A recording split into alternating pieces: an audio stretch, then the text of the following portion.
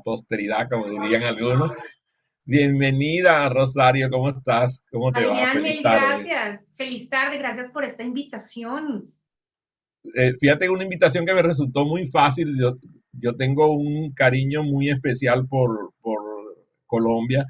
De hecho, a muchos colombianos dicen que yo conozco Colombia más que los colombianos porque la he recorrido de norte a sur, de este a oeste y le tengo un gran aprecio desde muy chico, ya desde niño. Yo soy de la ciudad de Maracaibo y nos íbamos por tierra y hasta llegué hasta estar a punto de casarme con una chica de ahí de la costa porque estaba prendado. Como todas las muchachas colombianas eran hermosas, entonces yo estaba enamoradizo por allá. Pero fíjate que me encantó cuando me di cuenta de que tenías familia bayuna, o sea que tú eres de por ahí, del propio valle, ¿no? Cuéntame, ¿dónde tú eres? Mira, yo soy un revuelto totalmente. Yo, aunque nací en Bogotá, mi familia es de Popayán y de Cali, un revuelto, y del lado Boyacá, de Chiquinquirá. Entonces tengo mezcla, tengo también por ahí un lado con un poco caldense, de paisa caldense, pero definitivamente creo que los abuelos que más me marcaron, mi abuela Bayuna Caucana, que esa es una zona muy especial y en la que uno tiene mucho por aprender siempre de la historia, del impacto que ha tenido esa región en el país históricamente, y lo mismo pues el lado chiquinquireño, que es mi abuelo materno, que es por el lado que me viene el amor por la educación y por el tema educativo. Tengo entendido que varias personas de tu familia profesan la vocación educativa. Cuéntanos eso. Bueno, fíjate que es una belleza porque incluso desde la época de la colonia, casi que cuando ya uno se devuelve a los ancestros totalmente, el primer ministro de Educación que tuvo Colombia como país, Jesús Casas Rojas, es pues ascendencia, y luego José Joaquín Casas, quien fue un hombre que aportó tanto al tema educativo en el país, pues en su momento. De ahí siguen y finalmente llega mi abuela fue docente hasta sus 86 años, imagínate ¡Wow! eso, una locura. Tuvo que dejar de trabajar en su momento, pues porque la rutina de colegio y demás es muy fuerte, pero fue una Exigente. mujer, a los 80 años ganó el premio Simón Bolívar al educador colombiano, apasionada por la educación totalmente. Y luego mi mamá fue en una época, cuando yo era niña, fue también maestra de arte. Luego fue cambiando su vida, ya yo creo que de ahí traigo ese tema de ir evolucionando las cosas, y una tía fundó un colegio en Cali que sigue vigente, un colegio que sigue existiendo, una hermana de mi mamá, Rosario Casas, fundó un colegio. Y finalmente mi tía, otra hermana de mi mamá, educadora con todas sus especialidades en formación de niños. Entonces Fíjate, lo traigo en la fíjate que sangre completa. como ya te dije, yo soy de la ciudad de Maracaibo y la patrona de mi ciudad es la Virgen de Nuestra Señora de la Chiquinquirá. Yo aquí la tengo aquí arribita, no te la puedo mostrar porque me vuelvo un lío aquí con la cámara. Pero la Virgen de Chiquinquirá es la patrona de mi ciudad. Y, y qué interesante pensar, a mí a veces me gusta cuando dicen que la hermana República de Colombia, ¿eh? La hermana República de Colombia. Y para mí es muy lógico. El primer presidente que tuvo Colombia fue un maracucho, para llamar como nos dicen a nosotros, que saben que no es un vocablo correcto, el correcto gentilicio es maravino o maracaibero, pero a nosotros nos llaman maracucho. El primer presidente de Colombia fue precisamente un maracucho. Mira tú, y bueno, tenemos un gran amigo, Víctor Fuenmayor, el maestro Víctor Ay, claro, Fuenmayor, pues que es un hombre también educador del alma, un totalmente artista artista, completo. un personaje fenomenal, lo queremos tanto y lo admiramos tanto. Sí, Muy sí, bien. sí. Fíjate que entiendo que tu primera formación, tienes unas marcas importantes en la escuela. Cuéntanos un poco cómo es eso de tu escuelita, la escuelita donde acudiste. Mira, el colegio en el que yo estudié, que lo creó una mujer, Elena Cano Nieto, una mujer que también su familia venía del lado educativo, pero ella nunca se sintió cómoda en los colegios. Ella siempre sintió como que no le daban lo que ella quería. Y por eso cuando fue adulta decidió crear un colegio, que era el Gimnasio de Nuestra Señora, le decían el colegio Nena Cano porque ella de cariño le decían Nena Cano, en vez, pues su nombre era Elena. Y su gran obsesión era que sus estudiantes amaran aprender cosas. Entonces, era un colegio con una metodología orientada a gozarse el aprendizaje, ¿no? Entonces, ella misma, la geografía del mundo, entonces terminábamos haciendo mapas, nos entregaban el mapa en blanco y teníamos que poner todo en el mapa, el amor por la geografía, por los lugares, por la historia, por la cultura, por la matemática y los números, bueno, obsesivos totalmente, ejercicios de lógica numérica desde pequeñas con mucha fuerza y la verdad es que pues eso me incentivó. Yo soy nerd, me fascina aprender, pero el mismo colegio me lo ultra potenció. Me dieron gusto en que aprender fuera un placer y una obsesión. Lectores obsesivos en el colegio. Yo creo que por ahí a los 11, 12 años ya nos habíamos leído un gran volumen de los clásicos de la literatura. Y pues bueno, cuando tú te das cuenta que aprender cosas es tan divertido y que te abre la visión a un mundo, pues yo sí agradezco que ese colegio me diera tanto y me enseñara a ser tan curiosa. Fíjate que la curiosidad te lleva a un camino que no es el tradicional, porque se supone que una persona que tiene esa curiosidad y que tiene interés por la matemática, interés por la ciencia, debería haber transitado un camino hacia allá, hacia la ciencia, y tú te vas sí a la ciencia, pero a la ciencia política. Entonces, Sí, sí. cómo fue esa salida hacia la izquierda?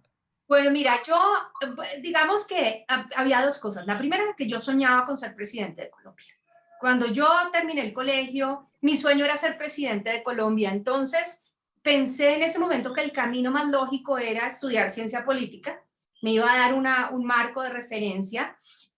Pero fíjate que también en la carrera siempre vi matemáticas para subir promedio, digo yo, porque me fascinaba, me divertía. Entonces, casi que todos los semestres vi los cálculos de ingeniería y bueno, hice el área de concentración en economía, entonces también no era que dejara los números de lado, sino que los estaba poniendo todo en función de mi gusto por el tema de política pública y por, digamos que mi sueño estaba muy orientado a de qué manera construir un mejor país. Colombia, cuando yo creo que en mi generación nos tocó ver una Colombia en una situación muy compleja, tal vez ese cambio de la Constitución del 91, que tenía muchas ventajas por un lado, pero que también tenía unas complicaciones que posiblemente apenas estamos viendo.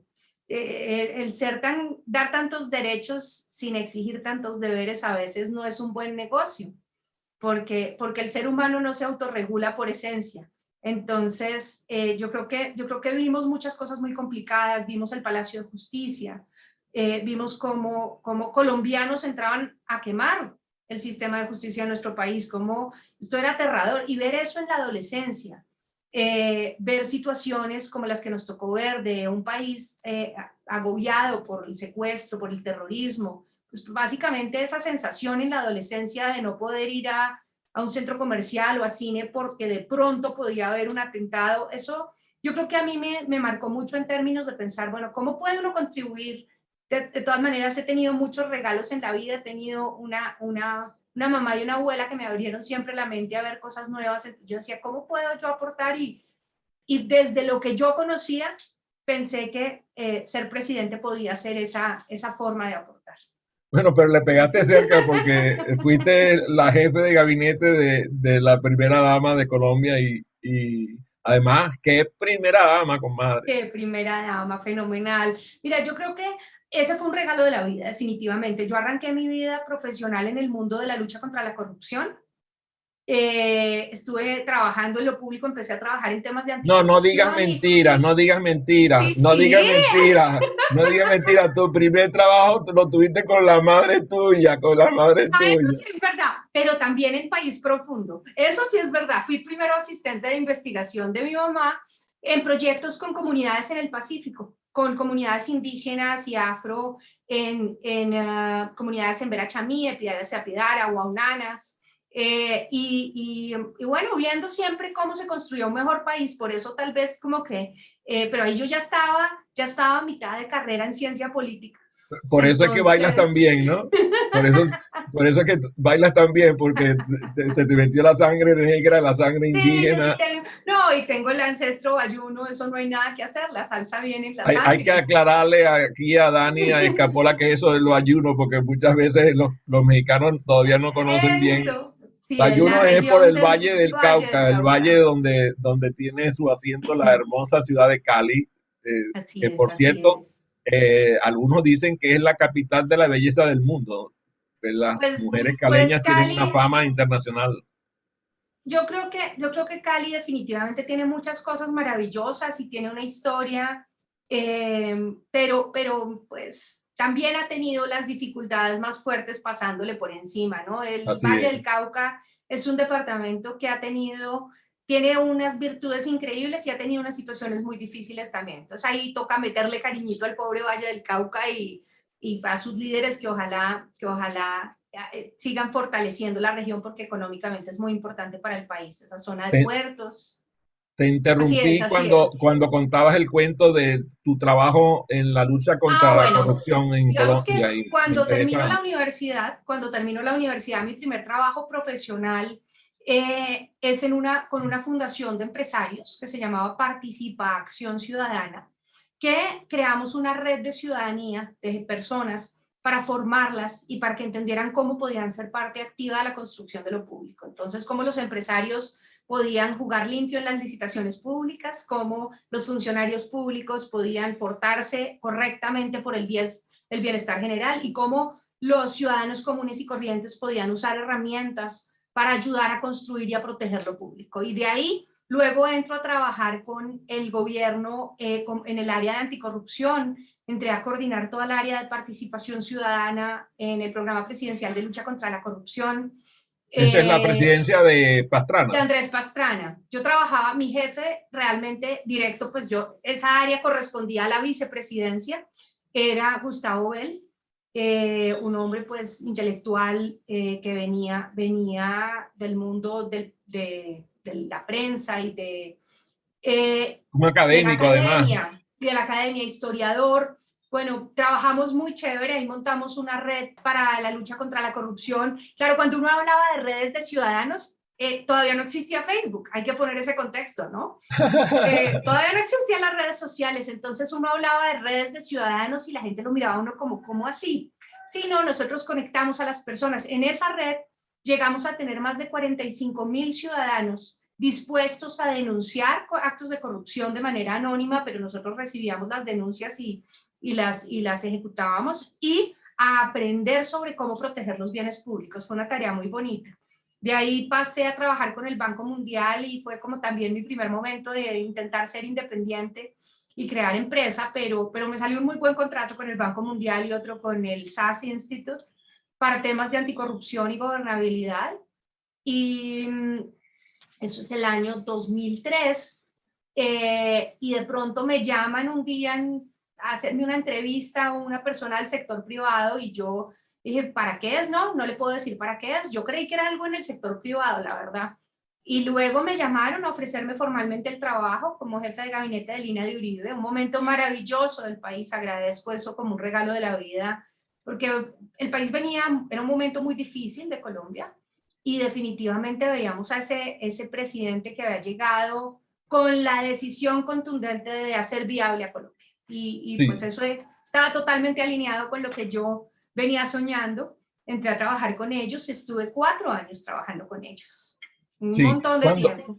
Cuando tú eh, haces pareja con tu actual esposo, ¿verdad?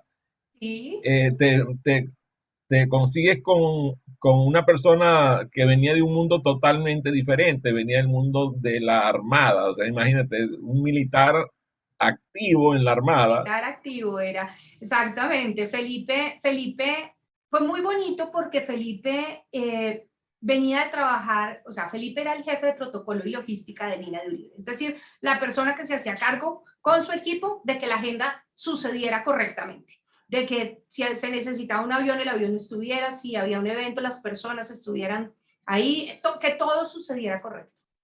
Y había trabajado en lo mismo con Nora de Pastrana. Felipe venía desde el gobierno de Nora de Pastrana. Esta era la segunda primera dama con que él trabajaba. Y Felipe tenía que embarcarse, él, pues era oficial de la Armada, o sea, llevaba ya un tiempo. Felipe y yo coincidimos 6 meses trabajando juntos con Lina, y yo creo que fue lo primero que nos generó ese vínculo de cercanía, fue la admiración profesional mutua. Yo aprendí de Felipe lo que yo sé de organización y logística, lo aprendí de él completamente en esos 6 meses, o sea, cómo hacer que las cosas sucedan logísticamente como es, cómo hacer una lista de chequeo, cómo organizar y planificar actividades, lo aprendí de él en ese momento. Él se fue, se tenía que ir a embarcar nuevamente y pidió unas vacaciones y en esas vacaciones me invitó a almorzar un día y ahí fue cuando empezamos a salir. La relación, el romance se dio después, pero existía una base muy sólida de admiración y de respeto. Yo creo que ahí pues nació una relación que es súper deliciosa ha sido. Pero entiendo que además, Felipe, tiene que ver con tu venida a los Estados Unidos. Así Explícame es. cómo fue ese cuento, porque entiendo que así fue, ¿no? ¿Me Así fue, equivoco? mira, yo voy a contar un poquito de antecedente y yo me retiro de trabajar con el gobierno básicamente por una razón, y es que el país que se había construido era un país que era viable, próspero, con oportunidades, y me di cuenta de lo importante que era el sector privado, ¿no? El presidente Uribe tenía una obsesión en el fortalecimiento de la empresa, la generación de empleo, y a mí se me pegó eso, me di cuenta que eso era realmente muy valioso. Y ahí hice un MBA y di el brinco al sector privado. Y ahí pues arranco ya en el mundo mío privado, todo el tema. Unos años después me llega como empresa cliente una empresa de tecnología de Silicon Valley. Yo hacía fusiones, adquisiciones, reestructuraciones para inversión, para traer inversión extranjera directa a Colombia y Latinoamérica. Y esa empresa de Silicon Valley me contrata, trabajo con ellos 2 años y todo eso Felipe seguía en la Armada, en gobierno, todo normal. Pero en ese momento Felipe toma la decisión de retirarse de la Armada. Dice, pues yo soñaba con ser almirante, pero ya vi que hay un mundo más allá de eso y ya no sueño con eso. Ya creo que puedo aportar desde otros lados. Y también hace un MBA y se prepara para salir al mundo privado y se retira de la Armada y se retira de la presidencia, que todavía estaba en ese momento en presidencia otra vez. Y cuando él toma la decisión de salir al mundo civil, por decirlo así, le ofrecen ir al equipo del consulado de Nueva York. Entonces él se mueve y yo pues me muevo con él. Y así fue como Oye, llegamos qué inicialmente a sufrimiento, Nueva York, qué muy sufrimiento. sacrificada. Sacrificaste viniendo a Nueva York, casi no te gusta. No, hay una ventaja muy grande y es que los colombianos, Colombia tiene un acuerdo de reciprocidad con Estados Unidos, entonces las esposas y esposos de diplomáticos sí podemos trabajar en Estados Unidos y eso me dio a mí la oportunidad de que mientras Felipe estaba en el consulado, yo pudiera poner en marcha una empresa de realidades inmersivas y bueno, ahí comencé realmente mi ruta en el mundo de la tecnología ya de fondo. Alguien me contó que tú forzaste a la compañía de Silicon Valley que la operación la manejaran, siendo tú la CEO, la manejaran desde Colombia. ¿Cómo fue que lograste eso? Es que, mira, Adrián, yo creo que hay veces, hay historias que no se cuentan 2 veces, ¿cierto? Si yo, primero que me hayan ofrecido ser CEO de una empresa de Silicon Valley, en ese momento, año 2013, de Big Data e inteligencia artificial, eso no iba a pasar 2 veces, me lo iban a ofrecer solo una vez, ¿cierto? Entonces había que decir que sí, eso no va a volver a suceder. Y lo segundo, que no iba a volver a suceder tan fácil, era poder montar un equipo en Colombia muy sólido, muy robusto, que pudiera ser la base, porque obviamente empresas de inteligencia artificial y de Big Data en ese momento estaban empezando a salir, a surgir en Aquí Estados En Unidos, no, Colombia en no Colombia había. no. Pero cuando tú cuentas la historia y dices, sí, claro, una empresa de Silicon Valley, pero nuestros headquarters son en Colombia, todo el mundo te ponía atención porque esa historia era diferente. En esa historia había algo que hacía la diferencia y eso fue un poco lo que yo quise hacer ahí. Evidentemente, pues no era una batalla fácil, voy a decirlo así, porque obviamente todo el mundo quiere tener todo en su casa. Entonces el equipo de Silicon Valley quería decir que su equipo era de Silicon Valley y de pronto Colombia les sonaba menos sofisticado, pero la verdad es que el equipo, el talento grande de esa empresa la tenía, los programadores estrellas estaban en Colombia en ese momento. Entonces Quienes para mí están, era lógico hacerlo así. quienes están escuchando, que son líderes mujeres, y también a quienes tengo aquí, a Dani, a Campola, a Luis de la Torre, allá en Houston, a Dani en Querétaro y a Escampola en Caracas. Creo que les gustaría mucho escuchar qué es lo que estás haciendo ahora, porque entiendo que ahora tienes una vida que parecen cuatro, porque Realmente, bueno. tienes la condición de conferencista internacional. Por cierto, que te agradezco muchísimo y te doy un No, abrazo ¿de por qué? haber aceptado la invitación de No, a parte de ti por una institución invitarme. venezolana, que entiendo que le brindaste una conferencia a mis compatriotas. Te lo agradezco mucho porque la verdad es que en Venezuela necesitamos todo el impulso que nos puedan dar. Entonces, estás trabajando como conferencista, pero estás dirigiendo varias organizaciones simultáneamente. Háblanos de Bueno, eso. entonces, acá te cuento. Yo realmente lo que guía mi visión, lo que guía todo lo que hago, es poder impactar para lograr tener más talento femenino y más talento latino usando tecnología para solucionar temas claves en el mundo. ¿Sí? Esa es mi obsesión, eso es lo común a todo lo que hago. Ahora, ¿qué es lo que hago? Evidentemente el tema de ser conferencista y ser mentora en algunos programas, en el Founder Institute, en el Nasdaq Entrepreneurial Center, en Mujeres Tech de la Cámara de Comercio de Bogotá, en NYC de la Ciudad de Nueva York, ha sido una manera de aportar, como el retornar todo eso que yo he recibido. Eso es un pedazo, eso ahí tengo, ser conferencista lo cobro muy bien si es para grupos privados, pero doy algunas horas de voluntariado de conferencias para grupos en donde sé que el impacto es importante. Grupos de mujeres jóvenes programadoras, grupos, por ejemplo, de empresarios en distintos países que estén empezando. Eso es un lado. Por el otro lado, tenemos una empresa que es a la que dedico la mayoría del tiempo mío, es una empresa de realidades inmersivas, de software de realidades inmersivas, el famoso metaverso que ahora se oye por todas partes. Eh, Mira los ojitos a Dani, mira lo mucho que le molesta el tema. yo yo me volví programadora, yo aprendí a programar en el camino. Bueno, toda esta reinventada mía, al final aprendí a hacer muchas cosas, pero básicamente la empresa XR Americas lo que hace es software para el entrenamiento de fuerza laboral, para evitar accidentes, para reducir accidentes, para mejorar el nivel de aprendizaje usando tecnologías de realidad inmersiva. ¿Sí? Eso es una de las cosas que hacemos. Esa empresa, sus headquarters son Nueva York y bueno, su mercado es Norteamérica. Básicamente, esa es la primera. Lo segundo es una empresa de consultoría en transformación digital que es BC Partners Tech.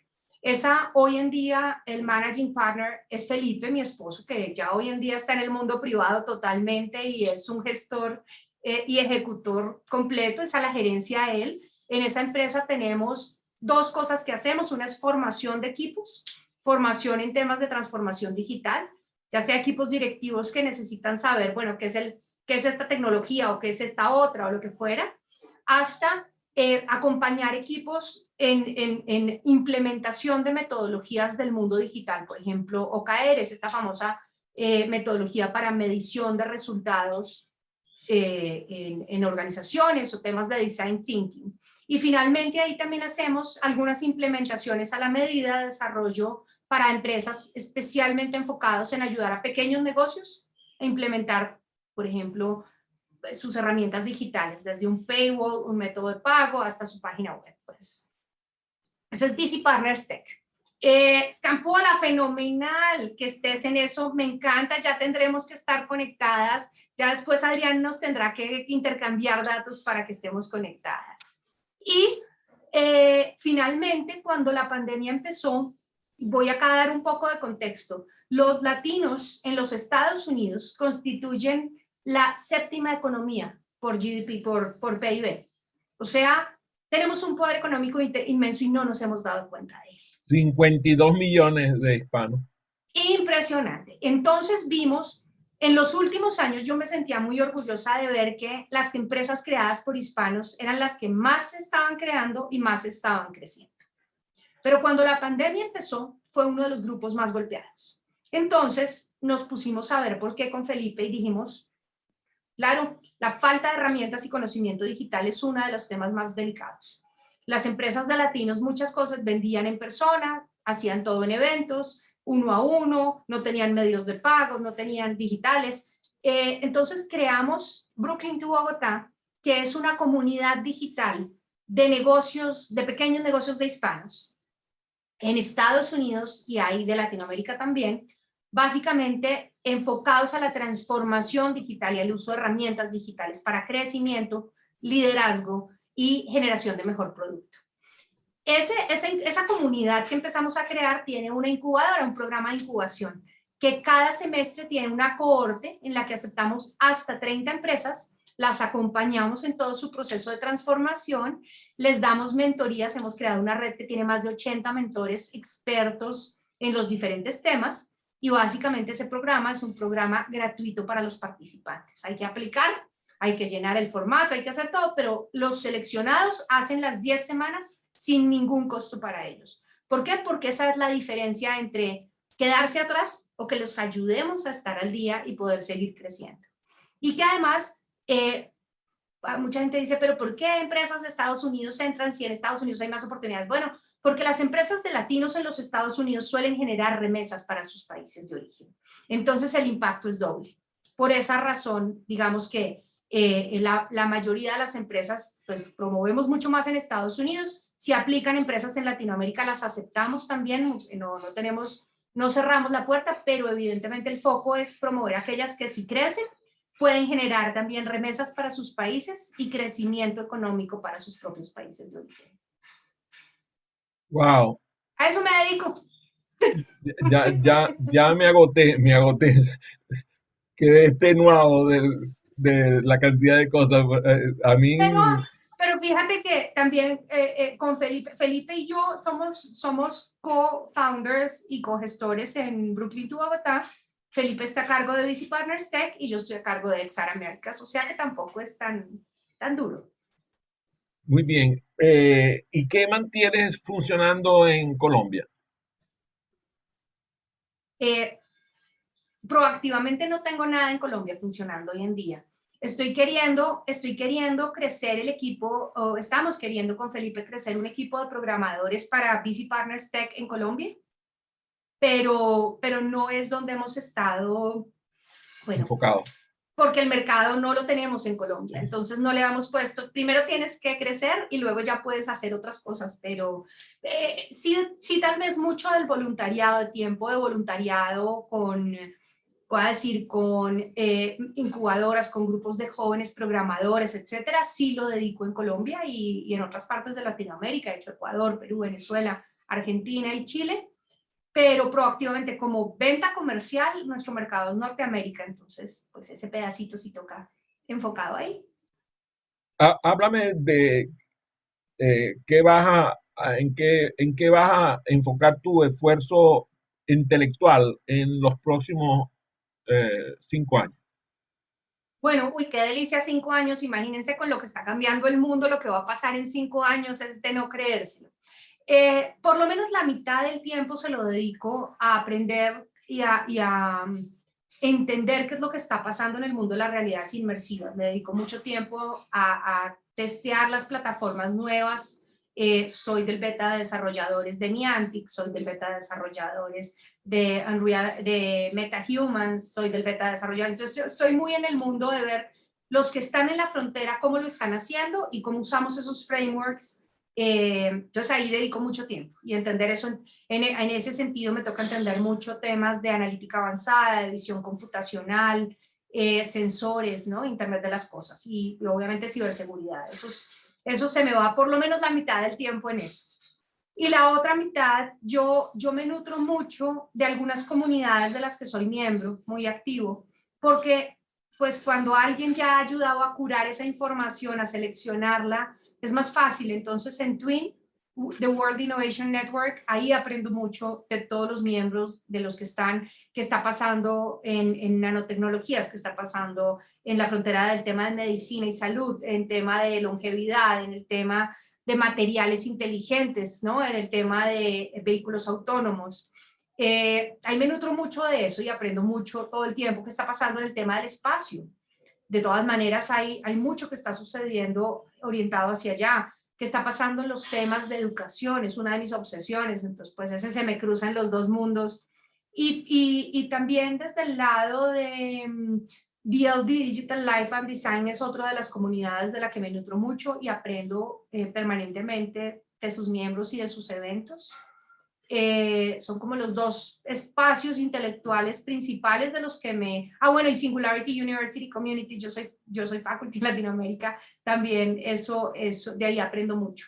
Trato de buscar rodearme de gente que sabe muchísimo de muchas cosas que yo no tengo ni idea, para aprender un poco más rápido y entender hacia dónde van las tendencias en esos sectores. Así que tú haces caso con eso de que las 5 personas con las que más interaccionas con Me mejoran frecuencia. el promedio, me lo suben. Sí, no, Muy Adrián. bien. Es un mundo en el que vamos a ver cosas fascinantes en los próximos 5 años. Y bueno, ni decir en los próximos 10. Yo creo que vamos a ver avances. Lo que espero es que y veo mucha gente maravillosa en estas industrias, entonces mi esperanza sí está dada en que vamos a ver un mundo mucho mejor y vamos a ver el uso de tecnologías para bien de una manera contundente. Ahorita recién acabo de darme cuenta que la persona que entrevisté el viernes pasado es también colombiana. Solamente que como tiene tantos años aquí en los Estados Unidos, se me pasó que había entrevistado 2 colombianos en los 2 viernes. Manuel Manga, un extraordinario hombre a quien conocí en Cambridge. Él estaba vinculado a Peter Senge, todo lo que pensamiento sistémico, todo lo que tiene que ver con la Society for Organizational Learning. Y lo que tú me estás hablando, lo que me has estado hablando, me suena mucho a pensamiento sistémico y siento que hacia allá enfocas tu acción y tu formación. Cuéntanos Yo un poco. sí creo, mira, creo que la gran palabra en los próximos años va a ser convergencia. Creo que vamos a empezar a ver ese momento en el que unas tecnologías y las otras empiezan a converger para darnos un mayor potencial, ¿sí? Entonces, pues voy a decir cualquier cosa. Una cosa es cuando se habla del metaverso para videojuegos, eso es una cosa. Pero cuando yo entiendo cómo ese mismo desarrollo tecnológico lo puedo utilizar para generar una educación mucho más incluyente, una educación en la que un niño que está en cualquier extremo del planeta pueda aprender de un tema que no está sucediendo en su país, eso realmente es una oportunidad inmensa que nos la da la convergencia entre la tecnología de realidades inmersivas con, por ejemplo, el desarrollo de las redes de telecomunicaciones y la infraestructura computacional. Esas oportunidades que nos da esa convergencia van a verse en el mundo de la salud. Estamos viendo lo que CRISPR, el tema de edición genética, nos permite en términos de encontrar soluciones de salud, soluciones que permitan evitar las mismas vacunas del tema de COVID, de la pandemia, definitivamente se dan gracias a esa convergencia de conocimientos. Estaban desarrollándose investigaciones muy fuertes en el tema de lucha contra el cáncer y mucho de eso fue aplicado para poder acelerar el resultado de las vacunas. Entonces, cuando uno empieza a ver que esa interconexión del mundo, esa interconexión de conocimientos, de áreas del conocimiento, realmente genera unas oportunidades que ni se nos ocurrían hace unos años, pues es difícil pensar en que yo no quiero pensamiento sistémico y entender el tema de complejidad, ¿no? Que se está multiplicando, pero al mismo tiempo nos está dando unas oportunidades mucho mayores. Te pongo otro ejemplo que a mí me gusta mucho, ver cómo en el mundo de trabajo remoto que se potencializó con la pandemia, vemos programadores del mundo entero trabajando en empresas del mundo entero. Y eso permite unas oportunidades que de otra manera no se darían. Hoy no sería necesaria la visa de trabajo para poder trabajar con una gran compañía en otro extremo del mundo. Y eso es una oportunidad que nos la da la posibilidad de acceso a una red de infraestructura de telecomunicaciones mejor que la que teníamos hace unos años, o sea, un ancho de banda, mejor cobertura, etcétera. Vemos la posibilidad de educación y de entrenamiento y vemos las herramientas que permiten un trabajo remoto, productivo realmente. Y creo que eso, pues eso nos abre unas oportunidades enormes a los diferentes países, pero también a las diferentes áreas de profesiones. Entonces creo que sí soy una apasionada y curiosa por las otras áreas del conocimiento sin perder mi foco. Mi foco definitivamente está en educación y formación para el trabajo, porque creo que eso es una constante que se nos va a dar en los próximos años. Fíjate que todo lo que yo hago se toca con el tema de cómo preparamos a la gente para lo que viene después, para lo que viene siguiente. Cuando revisamos las cifras de la calidad educativa, como sabes, tú debe, debe dolerte el alma como me duele a mí cuando veo las cifras de calidad de educación de la ciudad de Washington, la capital de los Estados Unidos, supuestamente el país, tú sabes que es el más avanzado y todo eso, pero cuando vemos las cifras de educación de la ciudad de Washington son lamentables. También nos pasa cuando vemos la de nuestro país, Venezuela, o la de Colombia, ¿Sí? vemos los niveles de analfabetismo que han surgido a raíz de la pandemia. Estos 2 años han, mm, vamos a decirlo de una forma fuerte, suficiente, han castrado al sistema educativo porque la falta de recursos ha impactado a las clases más desposeídas de los países nuestros. Mira, Adrián, yo creo que con lo que estás diciendo hay dos cosas que quisiera resaltar. Una es que uno de los problemas que yo creo que tenemos es que el sistema educativo se quiere mantener como ha sido, porque al final hay gente que se beneficia de que la dinámica de poder de la educación sea como es. Pero yo creo que la gran disrupción va a estar en cambiar la forma en que nos aproximamos a la educación, al sistema de formación. Definitivamente como viene no va a funcionar, y mucho menos para lo que viene de un futuro que cada día va a cambiar más rápido. Las necesidades del mercado, de fuerza laboral formada en unas habilidades o en otras, va a seguir avanzando. Y si mantenemos el sistema educativo que existe actualmente, pues no vamos a lograr ya alcanzar. Es como tratar de alcanzar a pie un tren que va a gran velocidad. Lo que hay que lograr es ver cómo hacemos un puente que se brinque esa generación y llegue a la siguiente manera de educar. Y creo que ahí las tecnologías inmersivas sí permiten mucho, facilitan mucho. Realmente no se trata de que tengamos que tener el headset de realidad virtual y el no sé qué, la cantidad de infraestructura, no. Un celular, cómo podemos aprovechar. Hay gente haciendo cosas muy chéveres. Yo te tomo un ejemplo. Hay un colombiano al que yo admiro muchísimo, que es Juan Manuel Lopera. Él comenzó con Aulas Amigas y ahora tiene Tommy. Él ha creado toda una serie de equipos y un marco, una comunidad para formar, usar, digamos, voy a explicarlo muy elementalmente aquí, como crear un acceso a Internet en el aula de clases sin necesidad de tener conectividad a Internet. Entonces, es cómo nos inventamos formas distintas de hacerlo, porque si buscamos mejorar lo que existe, no vamos a alcanzar a llegar. Y simplemente el hecho de que todavía en el planeta Tierra haya más del 20% de analfabetismo básico, eso nos debería escandalizar a todos.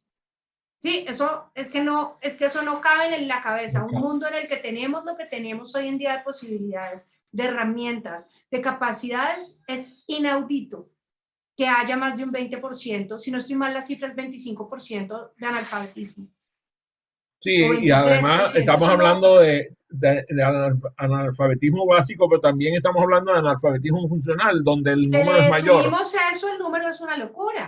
Y creo que por eso mismo hay que repensar.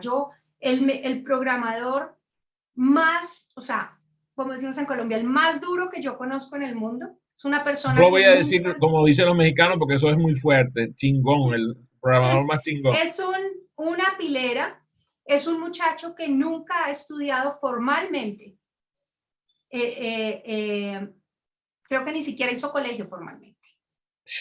Pero Imagínate eso. evidentemente tuvo la oportunidad de tener una mamá, especialmente creo que en el caso de él, una mamá y un abuelo, que le dieron una forma de pensar distinto, no tenían el acceso a la educación, pero le fueron dando las cosas como pudieron, y él mismo creó una curiosidad. Claro, luego ha usado los famosos MOOCs, los cursos en línea, para formarse en lo que uno quiera, tiene una autodisciplina inmensa. Pero digamos que a veces uno dice, sí hay maneras de hacerlo diferente. Sí. Ahora, Tú, ¿cómo los países se dan la batalla de cambiar todo un modelo en el que hay que repensar todo? Bueno, ahí es donde está la gran dificultad. Pero definitivamente creo que el problema es seguirlo pensando igual. fíjate, a lo mejor la pregunta que te voy a hacer ya al final de esta entrevista te va a resultar un lugar común, porque te lo han preguntado cada vez desde que a algún loco se le ocurrió publicarlo, que tú estás entre las 100 personas más disruptivas del mundo. Pues mira, yo esas cosas que nombran así, que lo ponen a un título, lo único que creo es que agradezco mucho por dos razones. La primera, porque cada vez que a uno le dan un megáfono como ese, hay más gente que lo oye a uno. Y creo que eso es una buena cosa. La segunda es que cada vez que uno llega como, y yo le digo, yo soy latina, yo aprendí inglés de adulta, entonces yo tengo acento. Cada vez que uno llega como latina, como mujer, con acento, sin un inglés perfecto, yo no soy Ivy League, yo nunca he ido a una universidad Ivy League, o sea, yo no tengo, obviamente quisiera unos títulos que no tengo. Cada vez que yo llego a un sitio con un título como esos y puedo abrir una puerta, no la abro solo para mí, la abro para todas las otras latinas con acento que tienen ese tipo de sueños, que tienen ese tipo de capacidad o que están en mi industria y que quieren llegar al mismo sitio. Porque la segunda vez que alguien llega, le dicen, ay, usted también es latina, ay, usted también es... Y eso sí lo suelo usar con toda la intención siempre. Y es llegar a los sitios, abrir la puerta y dejarla abierta para todas las personas más jóvenes o que apenas están empezando en esa industria que quieren llegar después a ese mismo lugar. Cuando me pregunten al final del día cuál fue un momento feliz de este día y de esta semana, fue haber hablado contigo. Ay, Adriana, a ti mil Eh, gracias, tan generoso. Muchas gracias, no, una Ahí te delicia. está diciendo Luis de la Torre que él quiere convergencia, que él quiere convergencia. Te lo Yo está creo que, declarando. gracias, no, Luis, gracias a ti por, creo que eso es lo que tenemos, tienen que venir y creo que tenemos que aprovecharlo para los temas que más importan en el planeta. Obviamente es súper divertido, voy a decir, crear una aplicación de cualquier cosa, pero teniendo ese poder que nos dan estas tecnologías, ¿cómo no lo vamos a usar para solucionar los problemas más graves que hay en nuestros países? Entonces, esa es la invitación, la genialidad de quienes están construyendo tecnología, que sea para realmente resolver de fondo problemas como la generación de ingresos, como la empleabilidad, la educación, temas de salud críticos. Creo que tenemos una gran oportunidad, tenemos la varita mágica, si es que hay que usarla para pedir los deseos correctos. Gracias a quienes se conectaron por las redes.